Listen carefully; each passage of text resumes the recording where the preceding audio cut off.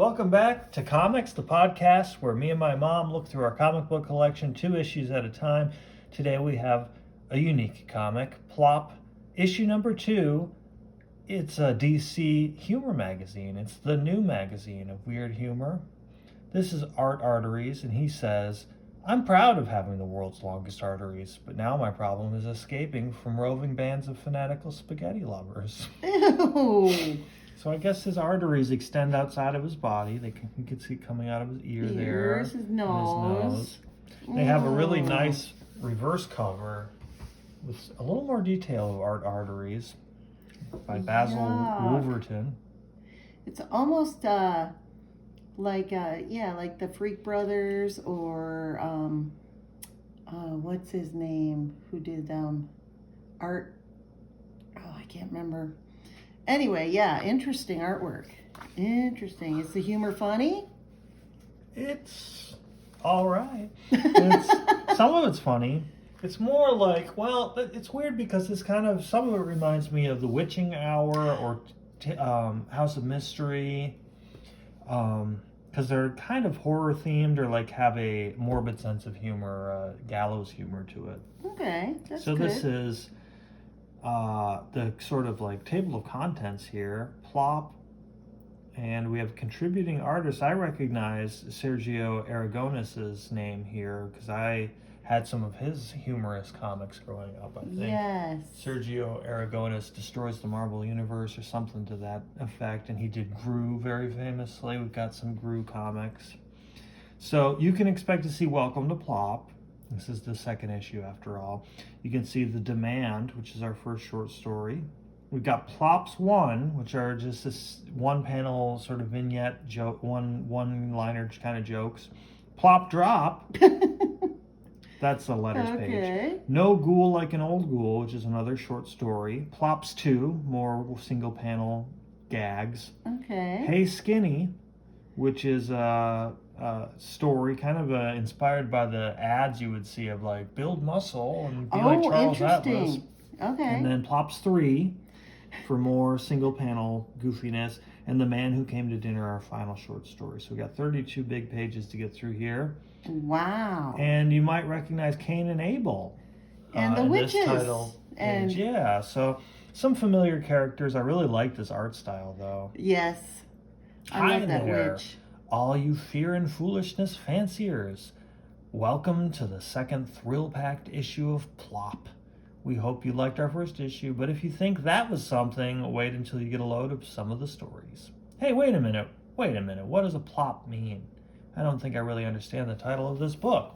Oh, come on, Abel. You know, plop. Like what happened when the axe fell on Marie Antoinette. Hee. I like that. She's a very Bugs Bunny witch. Bird is slurping from her champagne or whatever that is. Oh, I see. You mean plop as a viable sound effect, as aptly illustrated by the many scenes depicted on our next page. Okay. Yeah, 1973 humor. Let's see if it holds up. Oh boy. So we have some examples of what a plop might entail. First, we have a single panel of some surgeons losing their grip on a beating heart, which is spewing some drops of blood as it plops on the ground. We've got a waiter or a waitress here slipping on a banana peel, and the whole tray of food is going plop. This guy's reading Plop magazine number 1, I believe, and his head is plopping. A Canadian Mountie is hurtling towards this kind of a Dudley Do-Right thing with the damsels on the train tracks. That's a plop. I guess he didn't make it in time. Yeah, the Mounties were big for me growing up. I thought they were everywhere, and they look like that. And they don't? And they don't. You don't wear the red? Not that I know with of, that no. hat? Do they rescue people that are tied to train tracks at least? Yeah. We have a 2-panel, a plop of a guy getting hit on the shoe with a giant mallet. I guess it's one of those tester strength things. And he punches the guy in return for a plop. An acrobat fails to catch his partner and he plops. Some ants are getting plopped by this big shoe. This guy is lying awake at night listening to his dripping sink go plop, plop, plop, plop, plop, plop. The dam is bursting onto this small town, plopping a bunch of water. It's getting darker and darker. And these banditos or whatever they're supposed to be are being shot by a sort of a limp cannon. It goes plop. A hurdle jumper is plopping on the hurdle. Oh. This little boy's ice cream plops onto the ground. This quick shooting cowboy gets plopped by his opponent. Oh. I guess I don't know, he shot this guy in the arm, but does he actually shoot himself spinning that? Is that what's implied? Because he looks, he says, phew, like he's relieved. Yeah, that looks like he shot himself. Okay. We have our Evel Knievel stand-in plopping. He doesn't quite make the gap there. I'm not sure about this one. I guess he's carving a statue and he chisels into the top and it cracks through the whole foundation of the statue. This bird plops down into the waiting embrace of a hungry cat. Now that you've got an idea what Plop is all about, let's go on to a Plop story, one I call The Demand. Okay. So this has to be Sergio Aragonés art right here. Yes. He has such a signature style of drawing people. So this is The Demand by Sergio Aragonés. This has been one heck of a football game, fans. We're in the opening minutes of the fourth quarter with the Peoria Ponies leading the Metropolis Smoggers 24-21. It's the Smoggers ball, 1st and 10 on their own 28. Y.A. Schmickel gets the pass from center, drops back into the pocket. He's got Tom Wakegood open deep. He hits Wakegood on the Pony 35. Wakegood eludes 2 defenders and streaks into the end zone for the score. Smoggers 27, Ponies 24. Wait! There was a flag on the play. The touchdown is nullified. The referee is bringing the ball back to the Smogger 28, and now he's hacking off 15 big ones.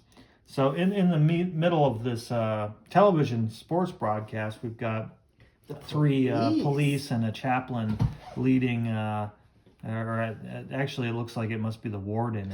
Warden, yeah. They're all coming down to pick somebody up. The Smoggers are called for holding, and now they break their huddle, go into a single wing lineup. The ball is snapped. Schmickel fakes a handoff to Schlepp Yardsley. I love these names, Schlepp Yardsley and Schmickel. Now he sets up in the pocket again. His receivers are covered. He's starting to scramble. He's got some running room. He's at the 25. Oh no! So this convict's going to the electric chair. Yep. Schmickel picks up his blockers. He's at the 30, 35, 40. There's only one pony between him and daylight. What a move! Schmickel fakes him out of his shoes. He's going to go all the way. Meanwhile, outside of the bar, sob. I don't want to die, sob. Touchdown, Smoggers! No flag on that play. And now the Metropolis Smoggers take the lead. But wait, I don't want to die, sob. Aww. Zzz, clicky, zzz, zing, crack, plop, zzz. Another execution. This can't go on. We have to put an end to this. Let's complain to the governor. Yeah, we've had enough. Right on. We want less words and more action. So I guess when the guy got electrocuted in the electric chair, it messed with the TV. Oh, so they couldn't see the climactic ending of their football game. Oh. And so that very same evening, there was action. This is it, man. We have this chaotic scene. I feel like he's really good at drawing these dense panels where there's all sorts of fighting going on. The prisoners are overpowering the guards here. It's like the Where's Waldo of action. Definitely. And we got a little bit more of it as they're throwing mattresses down from the second level and tables and stealing the billy club and smashing it on the cop's head.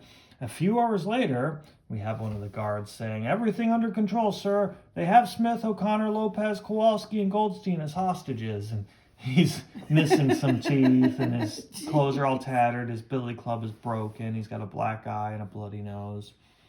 "Okay, if you don't want to get into any more trouble, let the guards go immediately." "Look, Warden, we've had it trying to talk things over with you. We'll only talk to the governor." Oh. "You have only 3 hours. If the governor isn't here by then, we let the guards have it." This guy's face is great. "The governor can't be disturbed." "But it's a matter of life and death." "Sir, I assure you, the governor..." "Bleep! Call the governor! Bleep!" "What is it?" Yes, I see. Very well. I'll be right there."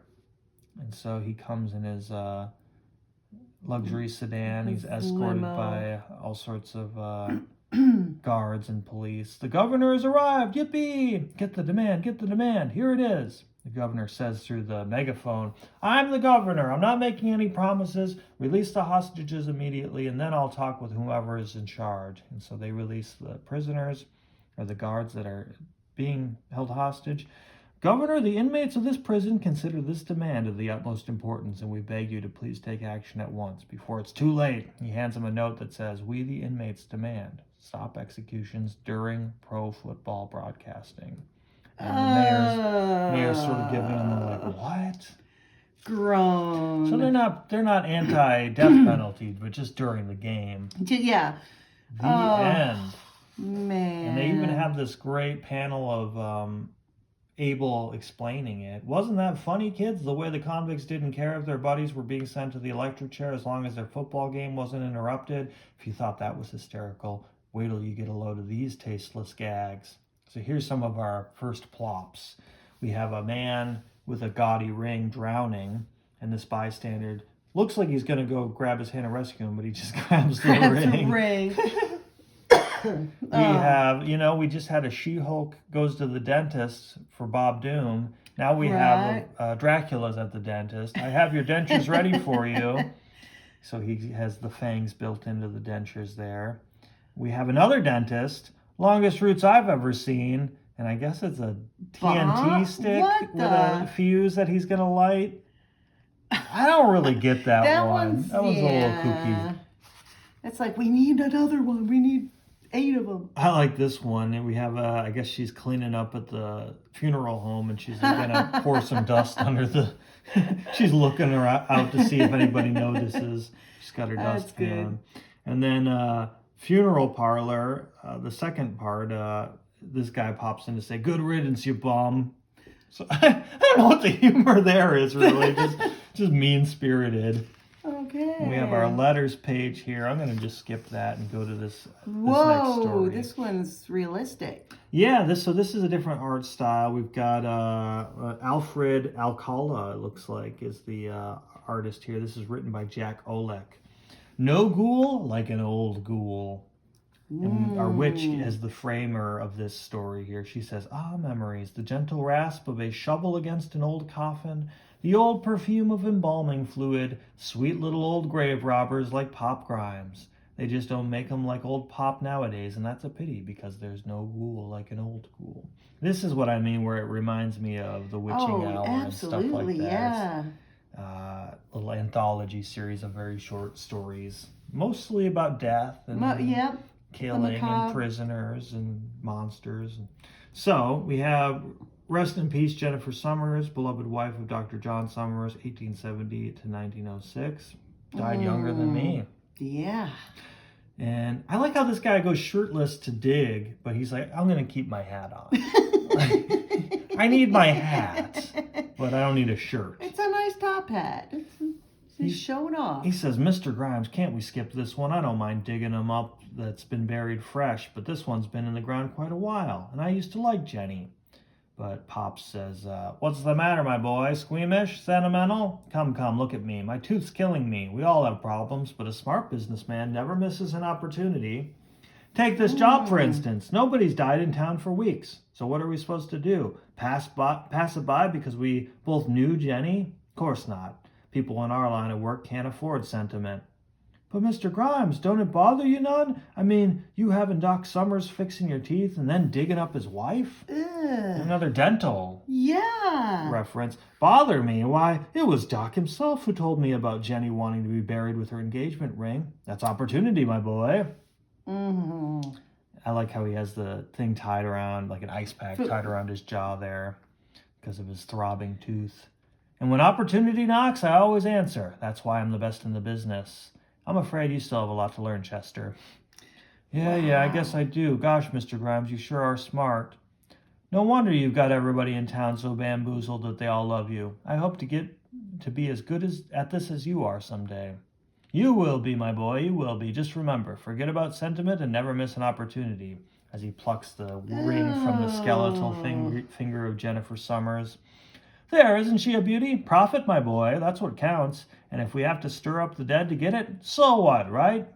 Right, it still gives me the willies to dig up the dead ones and mess them up like we do, but you bet, Mr. Grimes, right, I'll remember.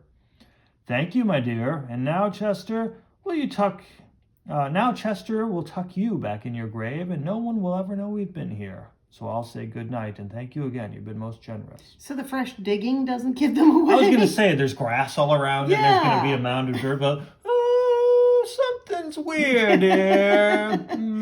I'll get to the bottom of this. The witch says, you see, that was old Grimes, real smart and all heart. Who else could have robbed Clayville's dead with one hand and still have the town's kids eating out of the other? Oh. So during the day, he's a candy shop owner, I guess. Yuck. Must be why he has a cavity. Ah. Now, don't crowd. There's enough candy for everyone. I wouldn't let any of my friends go without at least one. You know that. What a wonderful old man. Imagine him remembering the children like that, even with a toothache. You know, George, this town is lucky. Not many towns can brag about having someone like him. He's a candy man by day and a grave robber by night. That's twisted. Yuck. That storekeeper's wife, if she'd known the real truth, she'd probably have snapped her bustle. But how could she? Why, even butter wouldn't have melted in old Grimes's mouth. Hello, Pop. Hope that old tooth isn't bothering you too much. Morning, Pop. Nice to see you. Best of the day to you, Pop. Melt, he probably couldn't even have chewed it. Not with his teeth. In fact, his teeth were to be the root of his problem. There, that does it. That's the last filling, Pop. You shouldn't have any more trouble from now on. Except maybe with my bill. How about it, Doc? All the work you did on me. Is it going to cost very much? Cost? Oh. Now, who said anything about cost? You just forget about that bill because there won't be any. Wouldn't that be nice? Won't be any, but you said you were using the best material, and no buts. Let's just say it's my gift to you. This town owes you a lot for all your kindness. I still remember how you cried when my wife Jenny died. It's the least I can do, so no more talk here. Ironic, eh? To the locals, old Grimes was a doll that they'd have stuck pins in if they'd been able to hear him later. Chester is saying, gosh, Mr. Grimes, all those fillings. You mean to say Doc Summers did all that for free? Mean it? He even got mad when I asked for a bill. Oh, it was beautiful, just beautiful. I wish you could have heard him. The town owed it to me, he said. Me, if he only knew. If he only. Ha, ha, ha, ha. But of course they didn't hear old Grimes called the tune and the locals dance. Of course they didn't hear, period. Old Grimes called the tune and the locals danced. And paid for the music too. And like he said, a good businessman never misses an opportunity. This is so creepy. The little Ames widow? Mrs. Cinder? No, that poor woman, I can't believe it. I'm afraid it's true, Pop. Anemia. I know how much you liked her. We're burying her tomorrow. Wow. Miss an opportunity? Old Grimes was a dedicated man. Dedicated to old Grimes. A real pro. So the next day. Poor old Pop. He's such a good soul. Just look at him. Why, you'd think every person in this town was his own kin. That pendant, it's solid gold and set with rubies. It should bring quite a nice sum when I get my hands on it. Why, that performance he gave was good enough to play the White House. And that was only his opening number. His act got even better afterward. Yeah, they probably love that in the White House, especially now. There, Pop. We know how your heart is breaking, but you mustn't grieve so. We can't have you getting sick now, can we? So they're shoveling the grave in the rain here. I like that. That's a great panel of their silhouettes being in the downfall. You can almost hear that.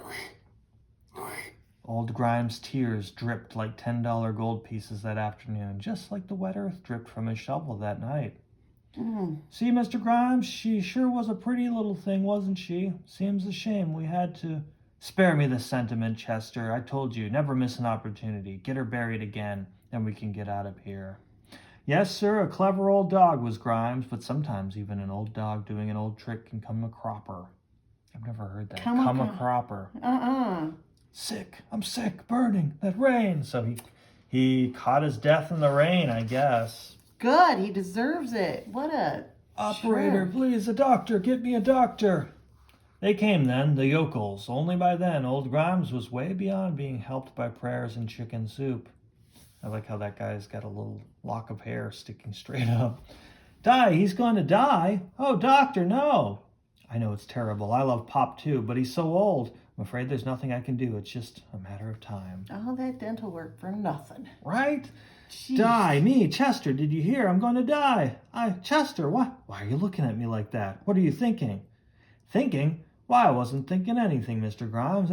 I'd better be going now. The doctor said you had to rest. So, of course, he's worried that turnabout is fair play. Chester's going to do a little grave robbing by himself. Old Grimes was about to depart for a warmer climate, and he had a problem. He looked into Chester's eyes, and what he saw there was his own personal monogram. 2 big dollar signs. That look on his face, he couldn't have been thinking, but he was. That's it. He's going to... I taught him too well. When I die, he'll dig me up. It was in his eyes. No, I'm old. I deserve to rest in peace. I won't be manhandled after I'm dead. I couldn't stand it. I won't. I've got to think. Think. There's got to be a way to stop him. There's got to.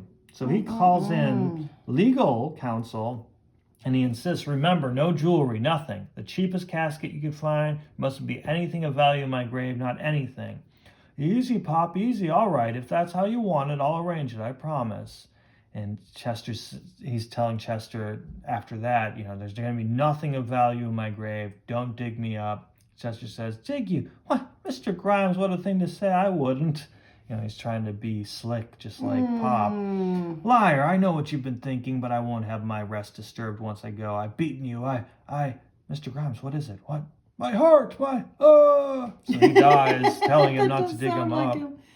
He'd thought of everything, and so he was able to smile when he lay in his chintzy coffin afterward, though his smile was a bit stiff. The locals were wondering about that smile, even when they tucked him away, but then they didn't know that old Grimes thought he had it made. Just as they didn't know later that he'd goofed. Not even old Grimes knew that. If he had, he'd have turned over in his grave. So how did he goof? Do you remember? No. But of course that wasn't to be necessary. Chester wanted him just the way he was. He didn't have old Grimes's finesse. Old Chester didn't. He was even a little dumb. But still, like how they just have to throw that in. Chester wasn't smart at all, but he was willing to learn, and he had. I guess you could say that he really dug what old Grimes had taught him. Hello, Mr. Grimes. Surprised to see me? I'll bet you are. For a while there, I didn't think I'd ever get to see you again, but then I got to thinking about all those smart things you said, like how people in our line of work can't afford to be sentimental and all. Remember, Mr. Grimes? You sure were right about that. So I guess Peter Grimes lived from 1837 to 1912. Yes, sir, you sure were a smart one, especially the way you worked things so it wouldn't pay me to dig you up. But you know something? That was just what set me to thinking about it. So here I am. You see, you forgot something. Those gold-filled dentures Doc Summers put in your mouth, Mr. Grimes.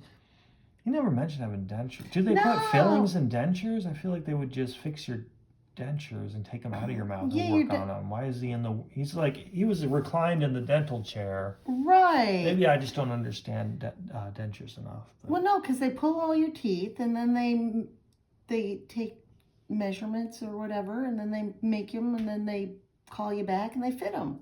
It's like getting glasses, but for your mouth. Gold dentures. Gold dentures. It's like glasses for your mouth. So, of course, he never misses an opportunity as a smart businessman.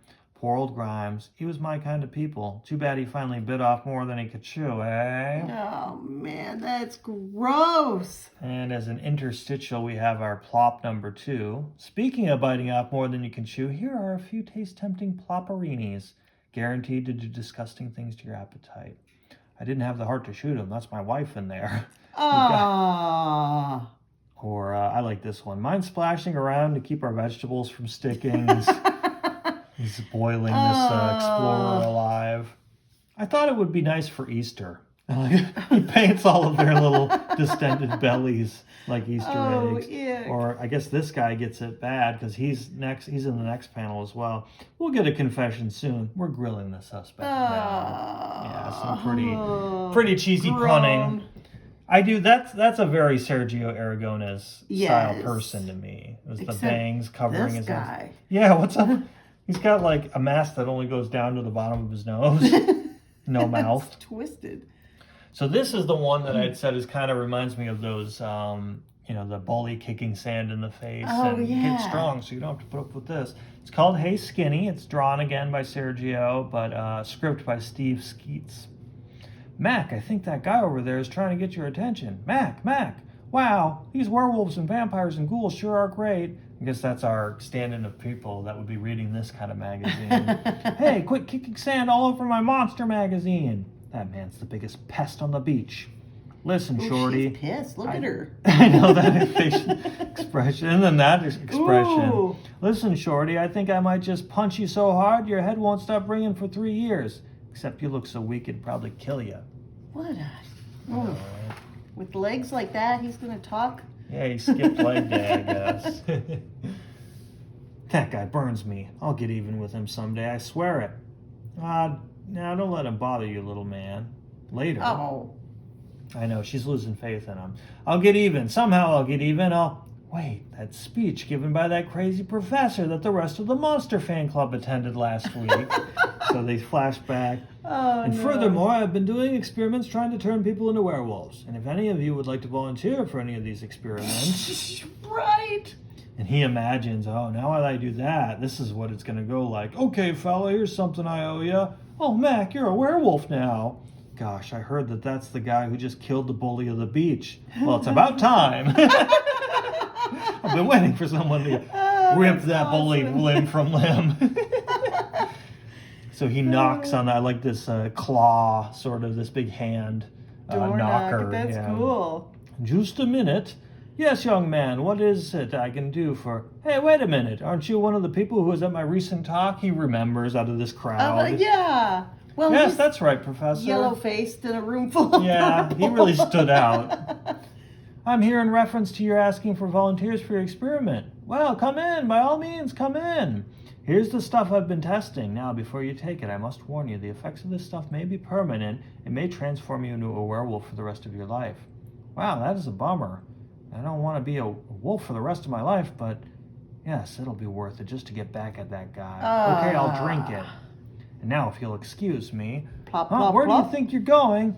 You've got to stay here so I can control the experiment. No, there's someone I want to be face-to-face with when I transform. Look at his face as he digs I know off. he's becoming so evil.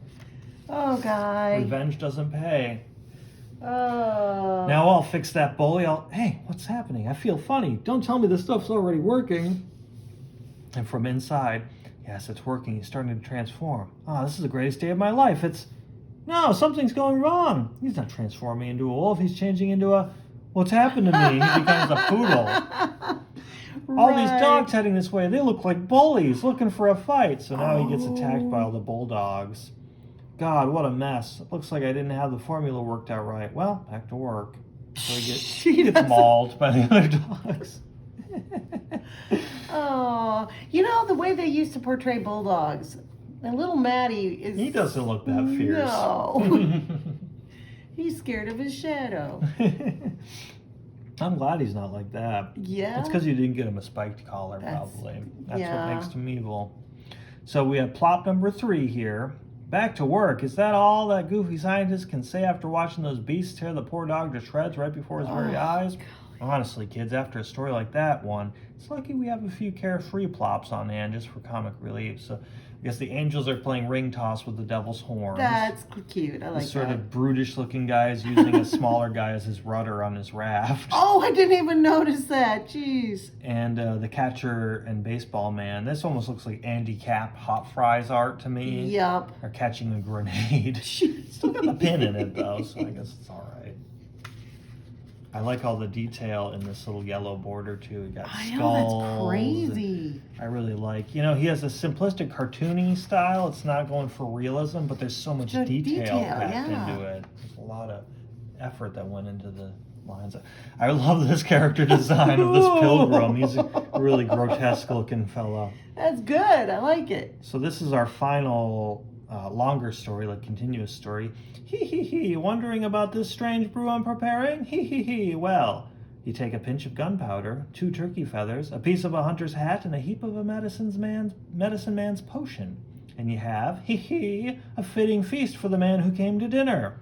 Oh, no. So that turkey's making a little heart sign when all of a sudden its knees buckle. This one won't ever know what hit him. Blam! Reckon that's all it can carry. Should bring me a heap of goods at the trading post. So the pale-faced Yodel still trespasses on our sacred turkey grounds. Huh?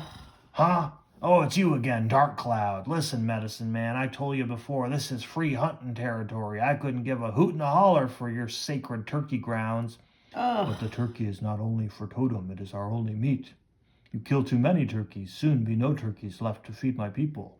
That's too bad, Injun. Turkeys may be your meat, but they're my bread and butter. You do not care that our women and our children go hungry? That's your problem. My problem's getting these birds for the big dinner tomorrow afternoon. Guess Americans haven't changed that much. Not at all. That greedy white man has the heart of a snake. For that he must suffer the vengeance of the turkey gods. Good. They dress up in their turkey ritual clothing and have an effigy of the pilgrim. That night, to the rhythmic tattoo of muted drums, an awesome ritual begins. Rhythmic tattoo. Yeah, I've never heard that phrase before either. I thought that was interesting. Look at that. Wow. They really give it unflattering. You're really not supposed to feel empathy for this guy. Not at all. As the hours pass, the drum beats rise to a terrifying crescendo. I like how you can see his little nose and face in that turkey outfit. While elsewhere, a lone figure sleeps fitfully. He even sleeps in his buckled shoes, I guess. Unaware of the cause of his terrifying nightmare, he's jumping up and down. Gobble, gobble, gobble, gobble. Huh? Heart's beating like a tom-tom. Must have been having a nightmare. I'm sure glad that nightmare is over. Oh, but Yodel, this nightmare is only beginning. Later at the trading post, Yodel, you old cutthroat, are you ever going to tell us where you catch all these turkeys? Oh no, that would be giving away a trade secret. Ha ha ha. And he starts to gobble, gobble, gobble. Thunderation! That's the best turkey imitation I ever heard. Sounded like a real live turkey. How'd you learn to do that, Yodel? A very Ben Franklin looking sort of fellow. Oh, it were easy. Don't forget, Gulp. I spent half my life around turkeys. It comes natural. What's come over him? Dunno, he didn't even want to finish his business.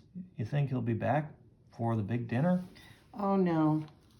That's a great His illustration. eyes. He's got the wall-eyed, overbite kind of thing. And we have another man turning into an animal. Yeah, he deserves it though. Indeed, our bewildered turkey trader has good reason to be frightened. The imitation didn't happen on purpose. I couldn't control myself. All of a sudden, something made me gobble like a turkey. And later, my feet are killing me. Maybe I walk barefoot a while. Oh my God! Them ain't feet anymore, them's turkey claws. My whole body, it's starting to shrivel. My hands turned into feathers. I like his eyes match from panel to panel. Now I remember the nightmare. I dreamed that I was turning into a turkey. And no sooner does he become fully turkey than some Native American hunters pounce on him. Good. Like two of them grab him by the neck. No use struggling, they're holding me too tight. Where are they taking me? Why don't you know, Yodel? They're taking you to the tribal village. What? They're putting me on some kind of altar. No, wait, it looks more like a chopping block. Oh, no! As he's sharpening his axe. Oh, it's that dirty old Chief Dark Cloud. Should have aimed lower when I shot at his feathers. Blast him. You can see the holes in his feather. And there he is then. So we see, I like the motion lines and the axe coming down on him. Yeah. And he's still unrepentant at the end. Right. So, but Franklin's going to enjoy it. Yeah. That's a freakish little guy. And the little boy saying, I just want white meat, Ma. He, poor old Yodel. He never did get a chance to eat anything that fine Thanksgiving. Probably because he was already stuffed by the time he reached the table. Yuck. Oh, that's funny. Just think. Things have been going plop to people for years, from Marie Antoinette to Watergate. Ha ha. Funny to hear a Watergate reference. This is in 73, so not around that time, you know. It's got some tropes that are topical. Are pretty out there. And then they're laughing about the Yodel when Lumberjack comes sprinting by. Plop! They get crushed by the trunk of a falling tree. Ooh, don't forget, readers, it can happen to you too. It can happen to anyone. So read our next issue and enjoy it. But also, watch your step. And yeah, I love this back cover of the artery guy. It's like Crumb. That's who I was thinking of. Yeah. That might be fun. Our library at school that I work at has a Crumb does the Bible. He does Bible stories, and they pick some weird ones. That would be that might be fun to take out of the collection and do a couple stories. It's a big hardcover if my memory serves. So might just have to do parts of that. Interesting. So now we have Ghost Rider 67. And this demon lusts for vengeance. Beware his searing touch. I like that, breaking the fourth wall. He's bursting through the pages. That might be a good trope to look through our collection and see how many, because we've done that where they're destroying the title, but I think it's a different subcategory to have them destroy the page. The page itself. And he's coming out of the little... The letterbox. The the copyright thing. So, that might be a cool... Well, we have those comics 5 framed up on the wall. We try to group them by theme. We have all cats up there. It might be good to do bursting pages. Hit my funny bone on the table. Oof, I hate that. But this demon, does he ever lust for anything other than vengeance? Probably not. No, that's revenge. That's his whole... And other types of vengeance. But I love the drawings in the background. Yeah, it's interesting that it's almost like the interior of the book is being previewed because we got the panels. Oh, yeah. I was just talking about that with Lindsay of I prefer comic covers that are one cohesive image. Sometimes you see covers where it's split down the middle. I think of Tales to Astonish stuff where there's giant names on the side, Hulk's on the other side. Or I was looking at some old Spider-Man that are like that, where they have Spider-Man in one position fighting, and then time passes and he's fighting like Sandman in a different vignette. But I feel like it's more rare to see panels on the cover. I would say the majority of covers are one cohesive image, and then you get the panels when you open it up. But sometimes you do see panels on the cover, and it's kind of a bold choice, Yeah. A lot of the covers, you get the feeling they're capturing one moment of a perfect pose or a action scene. It's interesting to have time elapse on a cover because it's a static one giant image where, on the inside, of course, time is passing panel to panel. Right. It's weird to see it on the cover. I guess maybe I'm overstating how rare it is, but I'd like to look at our collection, see how many are one cohesive image, how many are split in some way into panels. Mm-hmm. So anyway, looks like this is from 82, so about 5 years before I existed. Yeah. And I mentioned the first one was 73, so you could definitely tell that decade or so. Oh yeah, I mean, even the printing style is so much different. There's a lot of things that are a little off color. I've thought of doing some Sergio comics, and it's ooh, they don't age that well. But some of them, they're not the most politically correct or sensitive to cultural differences. But I wonder if this has to do with the Plop one. Maybe was the 70s really the heyday of underground comics compared to the 80s? Because maybe I'm wondering if DC was trying to get in on the popularity of Crumb and what was Fritz the Cat and stuff like that. That was more edgy. Because this is pretty edgy for a mainstream comic. It's not as edgy as something like Fritz the Cat, but it's a lot of death, a lot of laughing at people dying and getting their just desserts. So I wonder. I should have read up on the publishing history of Plop before that, but that's interesting. I'll have to see if the shop has any more Plop, because I enjoyed that. I always liked the art style is fun. DC, I have to say, I'm more of a Marvel guy. I think overall in my reading habits, I tend more towards Marvel, but DC does really good with the House of Mystery, the Witching Hour. I like those anthology series. Yes, I do too. The horror ones.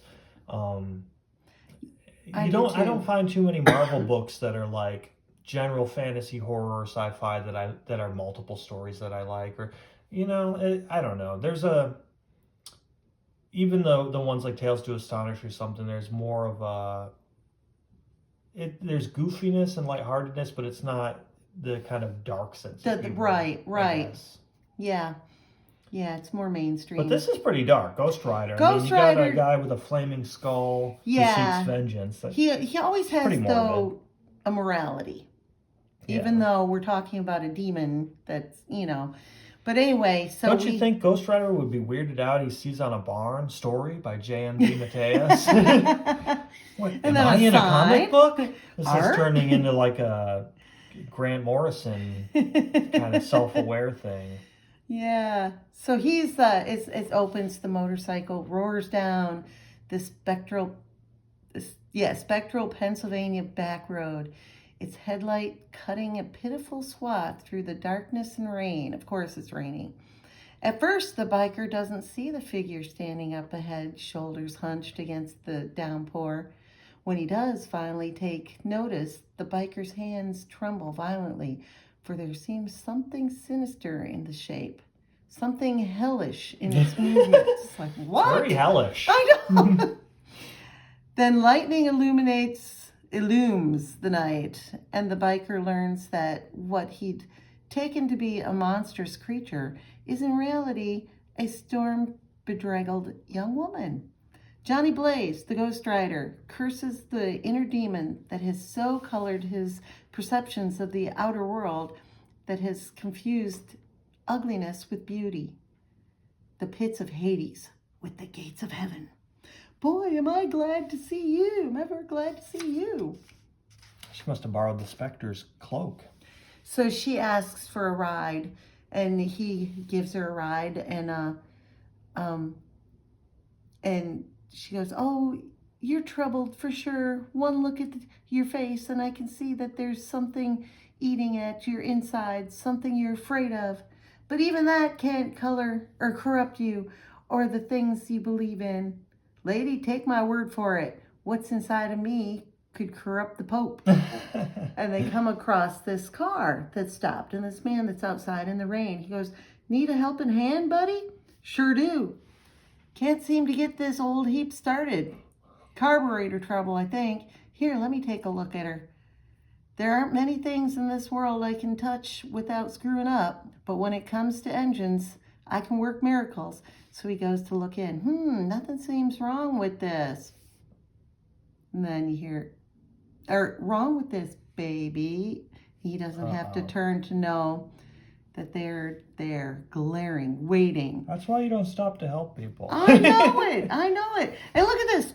You stop, and it's the big guy that's working on it and faking. But look at this guy. He looks like he should be in a college campus or something. They got an adjunct professor. They got the safari guy. Bowler hats there. It's an odd gang. It's a really odd gang. And he goes, "It was the oldest setup in the book, and he fell for it like a first-class fool." Instantly, Blaze realizes that these men are not interested in money. It's the blood sport they're hungering for, the thrill of the mindless violence. He thinks of the girl. What might they do to her? And reluctantly he acts. So he hits they're the not big there, guy. just to clarify, they're not out there robbing people. They're just let's pretend to be broken down and then murder somebody. They just want to, we love killing. He goes, "Why, you son of a... Don't sweat it, Jock. Leather boy ain't giving us no more trouble. Hold him, Leo, nice and tight. I want to see if I can punch my way through that fancy leather coat." For some reason, he bothers me the most. I know. You know? And Johnny, he looks too nerdy to be a criminal. It really just pisses I me bet off somebody that he's kicked like sand that. at him on the beach. He went down a dark path after that. He's half poodle now. So they beat on him. That panel's great. I love the partial transition panels. Where they're not quite, they're in between states. Yeah, so they beat him up and they leave him for dead. Take off some of them in the car, 2 of them on the bike. And after all... They don't even make sure he's dead. I know. I thought they were doing it just for the lust of blood or whatever. But they're like, after all, what have they to fear? Such ignorance will soon be rudely shattered as Johnny Blaze stirs, body aching, spirit crushed. He finds that there is no strength left within him to resist the siren call of his second self. I love that they call it his second self. His flesh withers away to ghastly bone. Flame bursts forth, undaunted by the storm. You never see the Human Torch look that cool. No, oh heck no. Heck no. And then he just raises his hands and he's got his ghostly bike. They even messed up the font. And the Ghost Rider is unleashed. Oh, that, I've seen the Ghost Rider movie and I don't even really remember that much of it. Me neither. But I'd like to watch it again. To think of a Ghost Rider movie in my head and just to have him open his hands and just kind of and create that bike. I know, so he can make a motorcycle out of flame. His ghostly bike, his Hellfire. I love that he makes it, it has an engine. Like, it's a working bike. Every nut and bolt is in place. It's just made of fire. And I love the hideous laughter rising on the wind. He roars off in search of his prey. And you see in this panel that he's catching up and they turn. Sweet mother of what is that? So intent are they upon the horrifying vision behind them that the two malefactors. Yeah, failed to. A biblical word. Yeah, nice vocabulary. Failed to notice the tree in front of them. They go down hard in a clumsy heap of twisted limbs, much to the Ghost Rider's utter delight. That's how I think he's. Yeah, he's like Nelson from Simpsons. He loves the game of vengeance as much as its grisly results, and he will draw it out until the last bloody moment. For faster, man, faster! Who do you think that is? That thing's almost on top of us. Is that Beardsley? Yes. Yep, he's trying. What do you mean almost? You cannot escape me, dogs. Your lives are mine. That's cool how they're going straight across a plain, and the next panel it's like steep downhill. Oh, yeah. And then it's coming towards you, like they're colliding. It's a nice perspective shift. And it's nice chaos as each panel, and he's riding around them and face to face as they go down off the cliff. So he can like fly, I guess. He's like going off. Yeah, he's going off. And then he comes back up over. You crawl like the bugs you are. And like bugs, I shall squash you beneath my heel. I shall. And then suddenly, with no warning, the demon fades. As does his cycle. Johnny Blaze falls. The rain put him out? No, because he always fights the demon. So he's trying to regain control so he doesn't kill these guys. And so as he's coming back with more energy, yeah. So, which is kind of a bummer, but... You just wanted to see him roast those guys. Yes, especially that professor dude. And as he stumbles down the mud-streaked road and retrieves his damaged bike, he wonders, it felt like a Ghost Rider is driven back inside me, but that's impossible. Can't even think straight. Wait, there was someone with me. Yeah, I remember. The girl. Oh, the girl is suddenly there. Face pale, arms wide. Blaze peers at her through eyes that cannot focus. Barely hears her words above the ringing in his ears. Johnny, you're hurt and need help. There's a house down this road. You can make it. He nods and follows each step. Sheer agony. Each breath, a Herculean effort. Then at last, there, you'll be all right now, but this is as far as I go for now. His face is looking puffy there. He got the snot beat out of him. Oh yeah, that's true. So Johnny turns. Ghost Rider doesn't give him the healing factor. No. Or at least if it does, it's not like Wolverine. He has a healing factor, but it's exactly the same rate as everybody. It's an average healing factor. Just the normal human one. Johnny turns, sluggish and weak, to discover that the girl is gone. Hey, I never told her my name, did I? That's a good mid-change skull, too. Yeah. I like how he has no eyes, then he gets eyes, then skin. Red eyes. Yeah. Well, they're dry from all that fire. They should have ads in here for dry Clear eyes, yeah. So he pushes his bike up to the road, and he's met by a woman who seems very grouchy. She turns face tight with fear as Blaze appears like some human wreck cast up by the storm. He wants to allay that fear to assure the woman that he means her no harm, but he never gets the chance. Oh, I feel awful. You looked awful when you came stumbling down here last night. It's so hard to remember what happened. Drink'll do that to you. Now, if you please, I'd like you to get your things together and head on out. I couldn't very well leave you unconscious in the rain last night, but today's a different story. Look, Miss Stanton, Mrs. Veronica Stanton. Mrs. Stanton, I wasn't drunk last night. I was attacked on the road, beaten pretty badly. I guess that's why my memory's so fogged. I'll leave you now if you like, but I just wanted to. No, you don't have to leave. You're no two-bit bum. I can see that. I can always tell a good soul when I meet one. It's just that there's been a lot of trouble around here these past few years.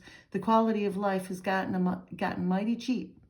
Still, it's hard to refuse help when someone literally falls at your doorstep. Mr. Johnny Blaze. Believe it or not, Johnny, this is the first time that I've let anyone in the house in years. He's looking at the pictures. How about your family? Kids all grown up and moved away? Hey, I'm sorry. And she's crying. Melting. Crying flesh-colored tears. Ooh. No, it's all right. It's just been so long since I've talked about any of it. So we've got the Hulk. Hulk ad.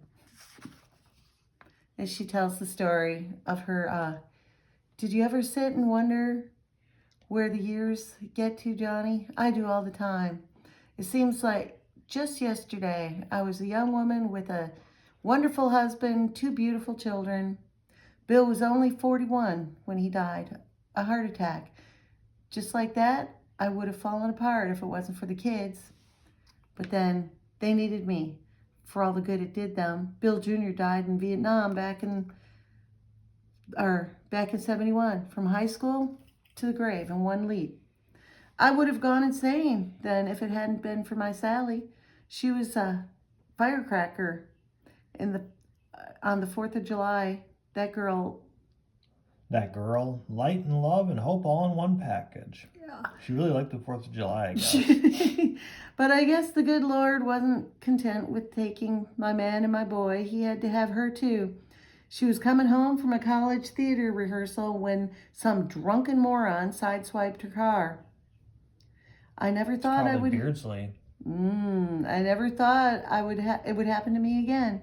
The phone call in the middle of the night, the shock, the disbelief, any faith I had in God or justice died with my Sally.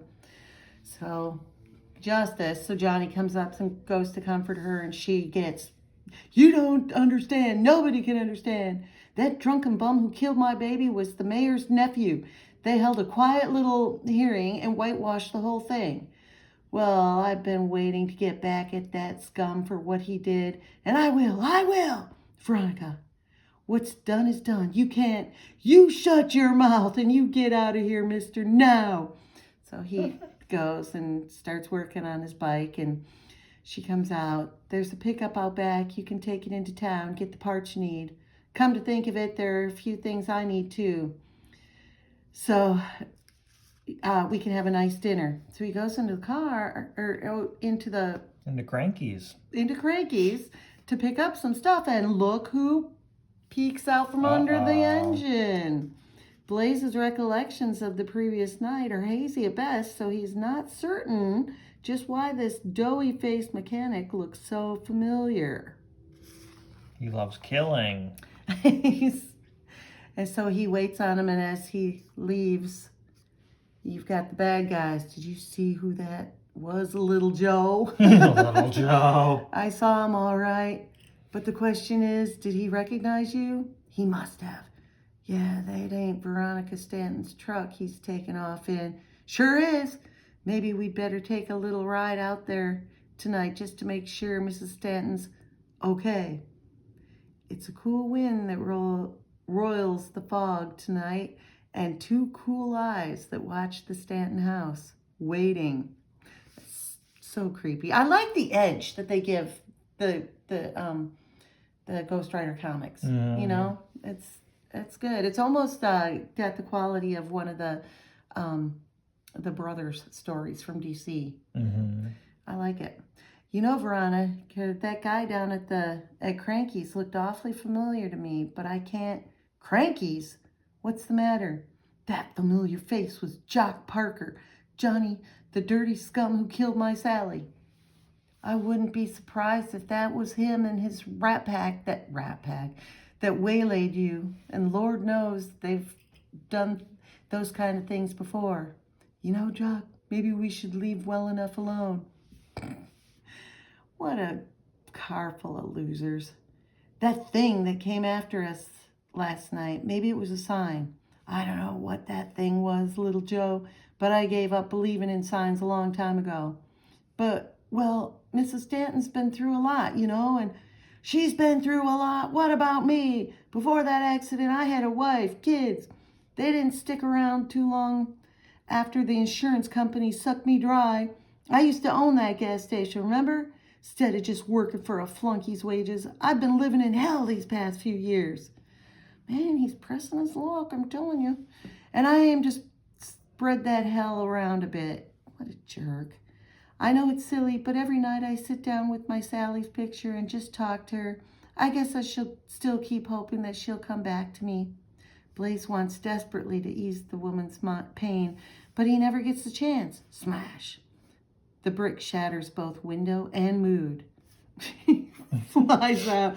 All right, who's the devil? Or who the devil is responsible for that? Who's the devil? I'm the devil. And I am, punk. What are you gonna do about it? So they start hitting him with bats and boards and stuff. Jeez. Poor Johnny, man, he can take a beat. He needs to be played by Bruce Willis, because Bruce Willis could always take a beating in his movies. Too late. The world reels as sweaty hands grab at him as he's dragged with brutal indifference off the porch, through the dirt, drawing blood ropes bite deep into his wrist as he is bound to a tree. But despite his pain, despite his humiliation, Blaze will not give in to the shrieking demon that strains his soul, demanding release. I love demanding release. No, he will not answer the Ghost Rider's vengeance call, but the desire for vengeance burns in many hearts, and in some that call is heard and heeded. Is this what it's come to, Mom? What? Can you see a ghost or?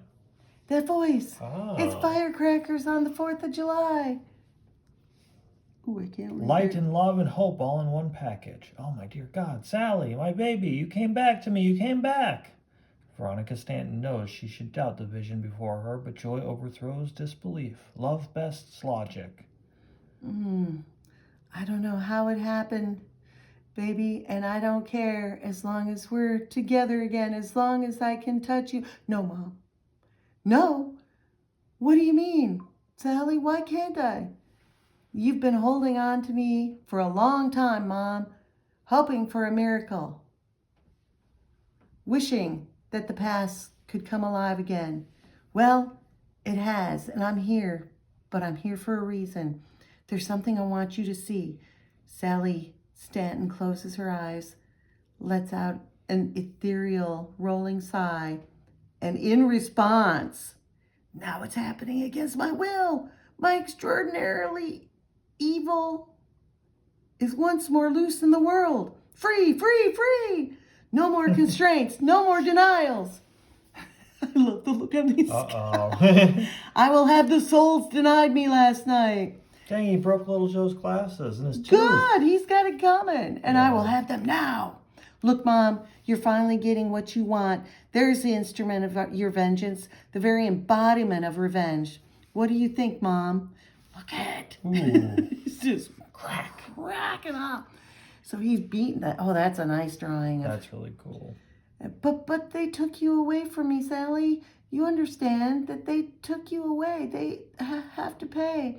They, Mom, did the world take me away from you? Or did just one man? Back off, whatever you are. Back off. Take a good look at him, Mom. That's what you've been hating all this time. That frightened, pathetic, ignorant man. Yarg! That's a cool action sequence. Ah, and he starts beating on him. Farewell, mortal. I will see you again someday in Hades. No, please. Isn't vengeance sweet, Mom? Cool. And then just as Ghost Rider is getting in close, you who have caused death and grief and suffering with no pity save for yourself, you are vermin, Jock Parker. You are human slime. I'll waste no hellfire on the likes of you. No, I'll send you into death's icy embrace with my own bare hands. Is she sweating? It's pretty gruesome. Yeah, he's taking it. And he's doing what is that move in wrestling where they come The down? backbreaker, Yeah. Johnny, I know you're in there. And I know you're a good man. Don't let this evil man win. I'm begging you. Let Parker go. The nether. He backhands her. Mhm. He's sassy. The neither spawn pauses as if considering Veronica Stanton's plea. Ha ha ha ha. Whap. Away from me, woman. Your words are for the weak, not for the Ghost Rider. Mother! And then Sally comes up. I understand your power, demon, but I won't do it again. Go back down where you came from and set Johnny Blaze free. No, you toyed with me before, which made me relinquish this form before my desire for vengeance was satisfied. You'll not stop me now. Do you hear? Not now. This little demon. Floating outside of the panel. Oh, yeah. It's weird, just fists in his head. And we have a fruit pie ad. Ooh. But Captain I think America. we have seen this one. Have we? I believe The Trapster's we have. at it again. One trap leads to another. Better not come any closer, Cap's Trapster's goon has me by the neck. Meanwhile, the Trapster watches from another room. Ha! We'll see how Captain America solves this dilemma. My strength and my shield won't save this mess, but strategy can't. Why not? Your strength and your shield. Seems pretty easy to chuck it at. You're going to throw it full of Hostess fruit pies at his head? You can't just throw it at his head? Okay, you big overgrown Goliath. I bet you can't wait to get your hands on these Hostess fruit pies. What is fury compared to this great taste? Real fruit filling, light tender crust. Hostess fruit pies. That was you using your brains, Cap. Hostess fruit pies. Curses. Captain America's as smart as he is strong. I used to love the cherry fruit pies. I like the apple, I think. I think I would like the apple better. I don't know if I've ever had one. So Johnny goes to hit her, but it goes right through her. Oh. Sally Stanton stands unmoved. The Ghost Rider recoils, screaming That's a in cool naked panel. agony. His fist going through her head like that. Again and again he attacks. Again and again the nether spawn is consumed by a soul-shriveling pain he has never known. No matter the cost. Can't you understand, monster? I can hurt you. You are the living embodiment of vengeance, the true servant of darkness. But there are other forces, other powers, which can manifest themselves on this earthly plane. Some of them are far, far stronger than you, and be thankful, more merciful. So he lets go of his control, and Johnny comes back. I have to leave now, Mom, and I can't come back again, ever. No, baby, don't say that. Don't leave me alone again. You can't hold on to what was, Mom. It's time to let the past go. You'll always have me, Billy, and Daddy in your heart. But you've got to move on now, Mom. We've all got to move on. Sally, no! There's so much love to be found in this world. Ugh. But to find it, you've got to reach out. Help me. Reach out for life, Mom. Hold tight to that. And don't ever let go. End. Wow. So did he just beat that guy nearly to death? He didn't. Yeah, he she didn't saved him. actually She saved him because he's pathetic. She saw, See, this one's got a little more character depth because it's like this lady overcomes her all-consuming need for revenge. Revenge. This one, people seek revenge and they get like a ironic yes turnabout or whatever. I guess that's the difference between tragedy and comedy. This is definitely trying to be funny, so you're like, haha, they got what they deserve. This one's right. like, well, I want to be moved by the compassion of the characters. Sometimes it's fun to find the parallels between them. Yeah. They have nothing to do with each other, really. And you know, what's interesting with Ghost Rider is when Johnny's getting beat up and stuff, you just want Ghost Rider to come out. But then when you're really like, does... do I really want him to kill these guys graphically in front of me? Right, but then the lady comes and he like hits her too. I know, it's like, where does his thirst for vengeance... You really aren't good. Yeah, he's... So it's like this not nice. Dynamic that really makes the comic books interesting and draws you in. He's got that element of the Hulk where he's got a monster he can't control that might hurt his friends, but it's got a different flavor to it. You know what I mean? Yeah. Like they're both kind of like, because it reminds me of the Hulk, like the Lou Ferrigno one where he's kind of a drifter town to town, gets picked on, or you see that in like the old Kung Fu series. Yes. That's kind of a trope, and Jack he Reacher. has this too. Yeah, going town to town and let people pick a fight with the wrong guy, but it's got that weird supernatural element layered on top. Of like, well, it's got biker culture. It's got drifter town to town meets a new monster of the week or gang of the week, and it's got hell and demons. And Johnny fighting his own demons. You can kind of see the influence stuff like this had on shows like Supernatural. Oh, absolutely. Absolutely. Because they have the car culture. They definitely... With the supernatural element. Could make a fantastic movie with Ghost Rider. Yeah, I think it's got potential. And, I like, even as corny, I like the Nick Cage one. Like, it's fun. It's fun to fun, watch. yeah. It's not like a good movie, but it's amusing. Yeah. So, all right, well, if you enjoyed this walk down comic memory lane, if you enjoyed watching this, go ahead and like and subscribe and give us a comment. We'd love to hear what you have to say. Thanks for watching.